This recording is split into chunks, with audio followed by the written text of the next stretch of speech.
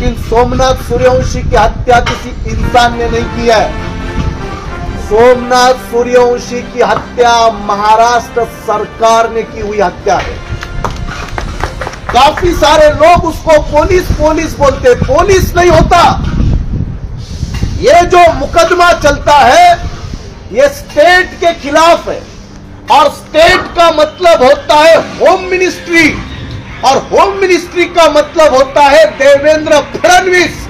इसलिए सोमनाथ सूर्यवंशी की हत्या ये महाराष्ट्र के गृह मंत्री देवेंद्र फडणवीस ने की हुई हत्या है, ये स्टेट ने की हुई हत्या है, सरकार ने की हुई हत्या है, पुलिस ने की हुई हत्या नहीं है। हमें पता है कि अब जब कल एसआईटी का गठन होगा, जब पुलिसों को पकड़ा जाएगा, पुलिस के ऊपर मर्डर केस चार्ज होगा, तब पुलिस तोते के जैसा बात करेगा। जब पुलिसों को भी डंडे लगेंगे, जब पुलिसों को भी जेल होगा, तब पुलिस बताएगा कि मुझे लाठी चार्ज करने का, बॉम्बिंग ऑपरेशन करने का आदेश गृह मंत्री ने दिया था, मैंने अपने दिल से नहीं किया था। और इसलिए गृह मंत्री अब उनका मुंह काला हो चुका है। जब पहले सोमनाथ सूर्यवंशी का पोस्टमार्टम रिपोर्ट भी नहीं आया था, तब उन्होंने कहा कि इनको बीमारी है, ये हार्ट अटैक की वजह से मरे। बाद में और दूसरी बीमारी बताई, और कल परसों उन्होंने बताया एक्यूट कोरोनरी सिंड्रोम। क्या बताया बीमारी का नाम? Acute coronary syndrome. ये बीमारी से सोमनाथ सूर्यवंशी का देहांत हुआ, लेकिन पोस्टमार्टम के रिपोर्ट में साबित हुआ था, और कानून में और साइंस में पोस्टमार्टम के रिपोर्ट के आगे किसी रिपोर्ट को नहीं माना जाता।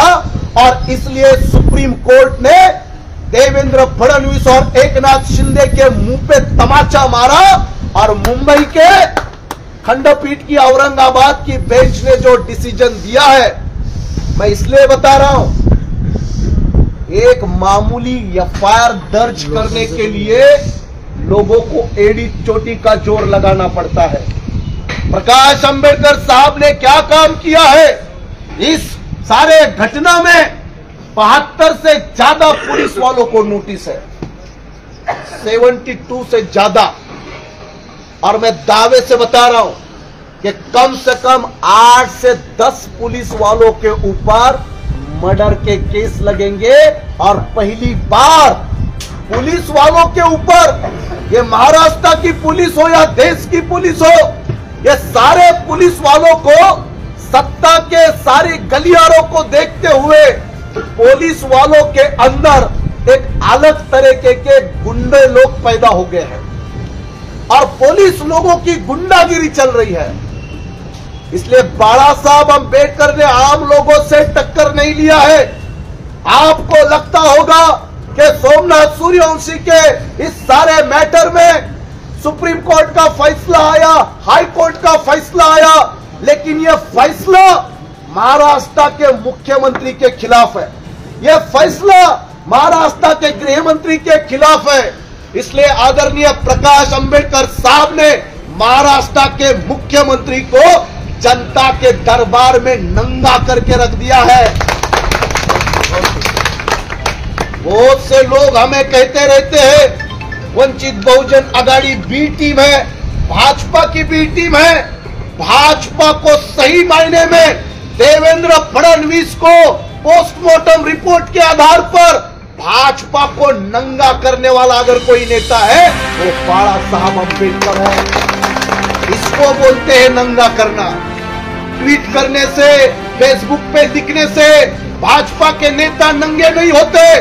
देवेंद्र फडणवीस को सही मायने में नंगा किया है आदरणीय बाबा साहब अंबेडकर ने, झूठ साबित किया है। और भारतीय जनता पार्टी कैसे गरीब और मजलूम लोगों का खून पी रही है, ये सबूतों के साथ सुप्रीम कोर्ट में साबित करने वाले नेता है प्रकाश अंबेडकर। और आम लोगों पे नहीं, अब पुलिस के ऊपर डंडा चलेगा। मुझे इस बात का अंदाजा है कि लोग सबसे ज्यादा पुलिस से डरते हैं। मुसलमान हो, दलित हो, पिछड़े हो, आदिवासी हो। पुलिस के ऊपर जब ये केस बना है, जब 8 से 10 पुलिस वालों के ऊपर मुकदमा दर्ज होगा, मर्डर केस दर्ज होने वाला है, लाइफ इंप्रिजनमेंट का प्रोविजन है। जिंदगी भर उन 10 पुलिस वालों को जिंदगी भर जेल काटना पड़ेगा। ये कोई मामूली मुकदमा नहीं है। आज के बाद महाराष्ट्र की पुलिस अपने हाथ में कानून को लेने से डरेगी और उनको पता होगा कि अगर हम किसी आमदार, खासदार, मंत्री और भाजपा शिवसेना के नेता की बात सुनकर किसी गरीब और मजलूम पर हम जुल्म करेंगे, किसी को जेल में पीटेंगे, किसी को बिना सबूत के उसके ऊपर मुकदमा दर्ज करेंगे, तो हमारे पीठ पीछे हमारी भी ये सारी हम लोगों के खिलाफ बात करने वाला और हम लोगों को जेल में डालने वाला एक नेता महाराष्ट्र में है। उसका नाम है प्रकाश अंबेडकर। ये महाराष्ट्र की पुलिस के अंदर एक डर पैदा होने वाली बात है, और डर इसलिए मैं बोल रहा हूं, हम पुलिस से कहना चाहते हैं कि आप जो कानून में है उसके तहत कार्रवाई करें। आप किसी आमदार, खासदार, मंत्री की बात सुनकर किसी के ऊपर ऐसा जुल्म करेंगे, वंचित बहुजन आघाड़ी बर्दाश्त नहीं करेगी। साथियों, बातें बहुत सारी है, क्योंकि ये मुकदमे को आप लोग समझ नहीं पा रहे हैं। एक तरफ मुख्यमंत्री है, देश की सारी ताकतें हैं, सीबीसीआईडी से लेकर ईडी से लेकर देश के सारे नेता, अभिनेता, कंगना रनौत को भी देखोगे तो वो भी उनकी पार्टी में है, हीरोइन देखोगे वो भी उधर है, हीरो देखोगे वो भी उधर है, अदानी किधर है वो भी उधर है, अंबानी, सारे देश के उद्योगपति एक तरफ, सारे देश के नेता एक तरफ, सारे देश की पुलिस एक तरफ, सारे देश की मिलिट्री एक तरफ, और इन सबको घुटने पर लाने वाला बाबा साहब अंबेडकर एक तरफ। ये कोई मामूली लड़ाई नहीं है। मुख्यमंत्री का नाक काटना कोई मामूली बात नहीं है। महाराष्ट्र सरकार को घुटने पर लाना ये कोई मामूली बात नहीं है। इसलिए मैं आपसे विनती करना चाहूंगा कि वंचित बहुजन आघाड़ी उस हर तबके के लिए मैदान में है, वंचित बहुजन आघाड़ी उस हर इंसान के लिए मैदान में है। इसलिए मैं आज ये बताना चाहूंगा, जब औरंगजेब के नाम पर, टीपू सुल्तान के नाम पर महाराष्ट्र के नौजवान हजारों मुसलमान बच्चों को जब जेल में ठूसा जा रहा था, तब महाराष्ट्र के अपने आप को कांग्रेसी कहने वाले, अपने आप को सेकुलर कहने वाले, क्योंकि बहुत से मुसलमानों को आज भी लगता है कांग्रेस पार्टी सेकुलर पार्टी है। मैं उन मुसलमानों को बताना चाहता हूं कि मेरी नजर में सिर्फ गधा सेकुलर है।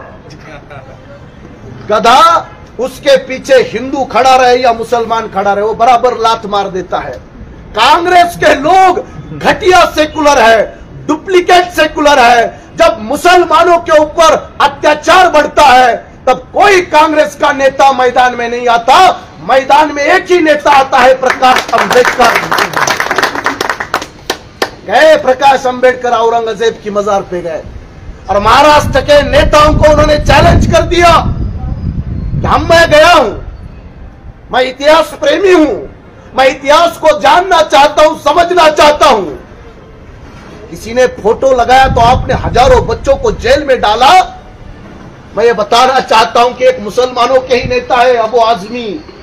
अबू आजमी विधानसभा में खड़ा रह के भाषण कर रहे थे कि प्रकाश अंबेडकर के ऊपर मुकदमा दायर क्यों नहीं होता। और प्रकाश अंबेडकर ने चैलेंज कर दिया था कि आपके अंदर हिम्मत है तो मेरे ऊपर मुकदमा दर्ज करो। मुसलमानों, आपके लिए किसी भी कीमत पर अगर मुसलमानों के ऊपर जात धर्म के आधार पे अत्याचार होता है तो प्रकाश अंबेडकर साहब मैदान में आते हैं। ये महाराष्ट्र ने बार बार देखा है, चाहे मुसलमान हमारी बात को माने या ना माने। लेकिन मैं आज सलीम भाई के मौजूदगी में बताना चाहता हूं, आगे भी बहुत बड़ी हमको लड़ाई लड़नी है। ये कोई आसान काम नहीं है। जैसे अभी मालेगांव का वाकया हमारे जफर भाई ने बताया, मालेगांव में तो ऐसा हो गया कि अब ऐसी बोलने की नौबत आ चुकी है कि बम खुद ही मालेगांव में गया और खुद ही फट गया। उसको किसने फोड़ा और किसने तोड़ा, क्योंकि कोई नहीं है। सबके सब बाइज्जत बरी हो गए। लेकिन मैं डंके की चोट पे बता रहा हूं, जितने भी आरएसएस के बदमाश छूटे हैं, वो चाहे प्रज्ञा ठाकुर से लेके वो इंद्रेश कुमार तक, वो सुनील जोशी से लेके वो कर्नल पुरोहित तक, इन सबको मुंबई हाई कोर्ट में घसीटने का काम बाबा साहब आंबेडकर करेंगे। मुझे लगता है उनके साथ एक मुलाकात हुई है और आने वाले कुछ दिनों में मालेगांव बम ब्लास्ट में जो एनआईए के कोर्ट ने जो निकाल दिया है, उसको हम पूरी तरह से नकारते हैं। वो झूठा है, क्योंकि इस सारे मामले में जितने लोग मरे हैं, उसके जितने सबूत है, सारे सबूत मौजूद होने के बाद भी, सुप्रीम कोर्ट ने उसको सही ठहराने के बाद भी, ये जो निकाल आया है वो ऐसे ही नहीं आया है। ये जिस दिन निकाल आया उसके एक दिन पहले, अभी आप गूगल पे जाओ, यूट्यूब पे जाओ, और एक दिन पहले संसद में भारत का गृह मंत्री अमित शाह संसद में बोलता है, भारत का कोई भी हिंदू कभी भी आतंकवादी नहीं हो सकता। अमित शाह बोल देते हैं और दूसरे दिन मालेगांव बम ब्लास्ट का रिजल्ट आता है और उनको बाइज्जत बरी किया जाता है। ये ऐसे ही नहीं हो रहा है। इसके पहले समझौता बम ब्लास्ट हुआ, हैदराबाद का बम ब्लास्ट हुआ, इसमें सबूतों के साथ आरएसएस के लोगों को उम्र कैद हुआ है, देवेश गुप्ता को उम्र कैद हुआ है, भावेश को हुआ है, मैं कई लोगों के नाम गिना सकता हूं। सारे बम ब्लास्ट करने वाले, उनके सबूत मिलने के बाद भी हम लोगों के साथ ये जो धर्म के नाम पे नाइंसाफी चल रही है, जहां भी देखो मुसलमान ही नजर आ रहा है। तैयब भाई, जहां भी देखो कुछ लोगों को साईं बाबा में भी मुसलमान नजर आ रहा है। सही है कि गलत है? एक महापुरुष को मैंने ऐसा देखा, उसने कहा गांधी जी भी मुसलमान थे। सुना है कि नहीं सुना है? अब कहां से जोड़ रहे मालूम नहीं है। भाजपा का ही एक उत्तर प्रदेश का विधायक है, उसने तो हद कर दी। उसने तो कहा भगवान हनुमान भी मुसलमान थे। सुना कि नहीं सुना? उसका नाम है नवाब बुक्कल, विधायक भाजपा का ही है। उसको पत्रकारों ने पूछा कि भाई हनुमान का क्या संबंध है, तो उसने बोल दिया सलमान, रहमान, सुलेमान, हनुमान। ये सब लाइन हमारी है, ये ऑन रिकॉर्ड बोला है। भाजपा का आमदार बोलता है हनुमान भी मुसलमान। वाह रे वाह, जहां भी देखो मुसलमान नजर आता है। लेकिन अमृता भाभी को तो मुसलमान चलता है। अमृता भाभी तो बोलती है मूड बना ले, रियाज को बुलाती है, मूड बनाती है। अमृता भाभी को मुसलमान चलता। ये भिड़े, इसका जब टूटा पैर तो उसका ट्रीटमेंट करने वाला भी मुसलमान है, डॉक्टर मुजावर, उधर मुसलमान चलता। मुसलमान के जमीन से आया हुआ ये पेट्रोल क्या बाबा रामदेव की धोती से आता क्या? कहां से आता?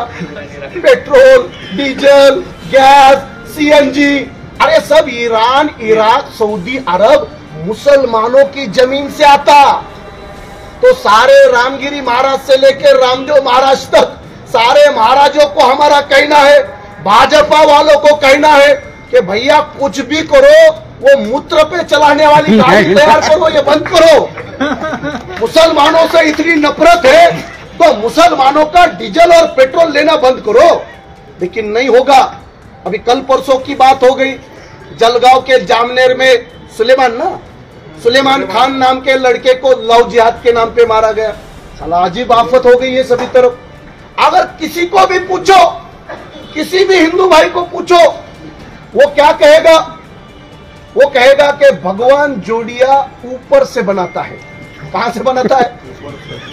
अब उनका क्या है भाई फिलोसॉफी? भगवान जोड़िया किधर से बनाता है? ऊपर से बनाता है। अगर नीचे हिंदू और मुसलमानों ने जोड़ी बनाई तो वो बोलता है लव जिहाद हो गया। अरे मैं बोलता हूँ देव जिहाद हो गया। वो लव जिहाद कहां से हो गया? अब ऊपर भगवान बनाता है तो बनाया भगवान ने, ऐसा मान के चल। वही कहते हैं कि उसकी मर्जी के बगैर पत्ता भी नहीं हिलता। भाई ये तो हिल गया।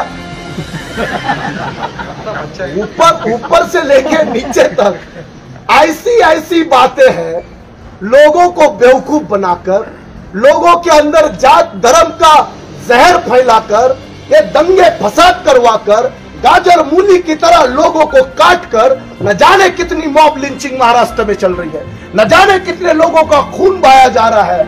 और मैं डंके की चोट पे बता रहा हूं, कोई भी बुज़दिल खड़ा नहीं होगा। मुसलमानों, आपके हक अधिकार के लिए, जान माल और मजहब की सुरक्षा के लिए अगर मैदान में कोई होगा तो बाबा साहब का बेटा प्रकाश अंबेडकर होगा। कोई कांग्रेस एनसीपी का नेता मैदान में नहीं आएगा, कोई नहीं आएगा।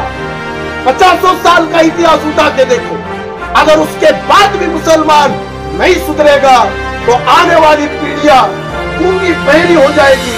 इसलिए मैं आपसे विनती करना चाहूंगा कि संभलो। और जाते जाते पता नहीं, जफर भाई ने एक शेर सुना है, इसलिए मैं शेर सुनाना चाहूंगा। जफर भाई एक शायर कहता है कि खाली बैठे हो तो एक काम मेरा कर दो ना, मुझको कोई अच्छा सा जख्म अता कर दो ना। ध्यान से पंछियों को देते हो दाना पानी, इतने अच्छे हो तो उन्हें पिंजरे से आजाद कर दो ना। ये कांग्रेसियों की पॉलिसी है। ध्यान से दाना पानी देंगे, आजाद नहीं करेंगे। मुसलमानों को हिंदुओं का डर बताएंगे, हिंदुओं को मुसलमानों का डर बताएंगे, लेकिन कभी भी मैदान में आके डट के मुकाबला नहीं करेंगे। आज मुसलमान जिंदा है, सुरक्षित है, तो इसके पीछे जैसे अल्लाह ताला की आप ताकत बताते हैं, ठीक उसी प्रकार बाबा साहब अम्बेडकर के संविधान की भी एक ताकत है। तो आज हम लोग जिंदा है और कुछ हद तक बोल सकते हैं, लड़ सकते हैं। मैं बाबा साहब अम्बेडकर की ओर से, वंचित बहुजन आघाड़ी की ओर से तमाम मुसलमानों से विनती करना चाहूंगा कि सलीम भाई की तरफ मत देखो। भाई उठो जरा, बहुत मुश्किल हो रहा है आपका काम। ये कोई सलीम भाई नहीं है, ये प्रकाश अंबेडकर साहब के रिप्रेजेंटेटिव है। वंचित बहुजन आघाड़ी का वो कैसे दिखते हैं, कैसे बोलते हैं, ये बातों को छोड़ दो। ये प्रकाश अंबेडकर साहब के नुमाइंदे हैं और प्रकाश अंबेडकर साहब ने इनको लातूर का जिम्मेदारी दिया है। जब भी आपके ऊपर जुल्म होगा, चाहे मुसलमान हो, दलित हो, पिछड़ा हो, आप सलीम भाई से संपर्क करें। वंचित बहुजन आघाड़ी आपके लिए खड़ी रहेगी। ये बात आपके बीच में रखकर मेरी बात को ज्यादा लंबा न खींचते हुए मैं बस इतना ही कहना चाहूंगा कि सभी फिरका फरस्तों को वो अब माबूद लगता है। सभी फिरका फरस्तों को वो अब माबूद लगता है और हमारी आंख का सूरमा उसे बारूद लगता है।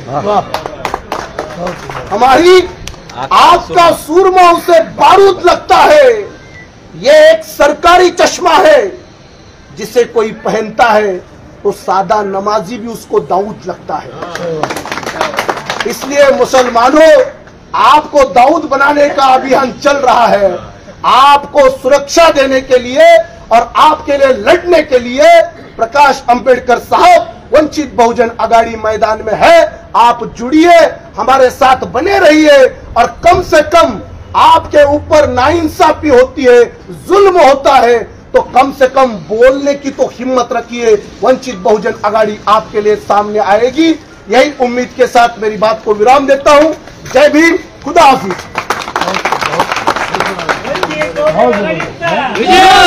धन्यवाद दादा। या ठिकाणी वंचित